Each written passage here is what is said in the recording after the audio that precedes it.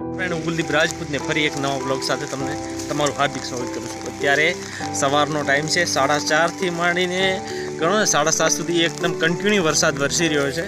અને આ વરસાદમાં જે અમારા ખેતરમાં પાણી ભરણું ને એ જાણે તળાવ બની ગયું છે। એ તળાવ તમને બતાડીશ, જાણે કે પાણીની ભરગાવ થઈ ગઈ। આ સાર્વત્રિક વરસાદ છે, જ્યાં બનાસકાંઠા ધાનેરા તાલુકામાં સાર્વત્રિક જ વરસાદ થયો છે। તો આઈ હોપ મળીએ છીએ બ્લોગમાં। સવારના 4:30થી વરસાદ ચાલુ છે, ને મતલબ 4:30 એટલે 3 વાગ્યા જેવો વરસાદ ચાલુ છે। અને આ વરસાદમાં જે ગણો ને ઓગસ્ટ ને જુલાઈમાં જેટલો વરસાદ પડ્યો હતો ને એના કરતાં 30% 40% જેવો તો વરસાદ પડી ચૂક્યો। અરે ભાઈ, હાલત કેવી ખતરનાક છે, દેખો ખેતરોની। પાળો હામલો ફૂટી ગયો। આ કંઈક સીન છે, સવારના 7:30 જેવો ટાઈમ છે। અત્યારે મોરલા મધુર બોલે છે।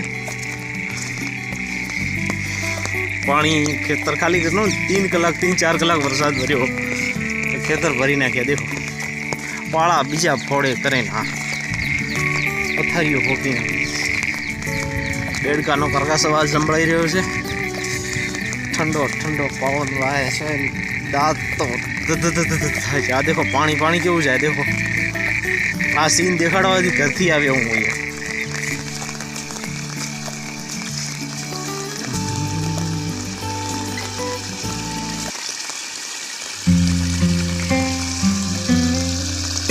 તળાવ બની ગયું વેતરભાઈ, અને હામાવાળો પાળો ફોડી નાખ્યો।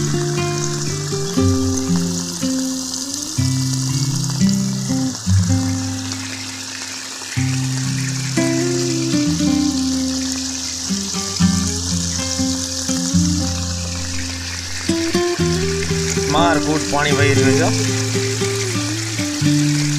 અમારો ધોરિયો છે, હમણાં ધોરિયો હતો પણ હવે એવું પાણી વહી અને દોરીઓ ઉતરી ગયો ગલતો।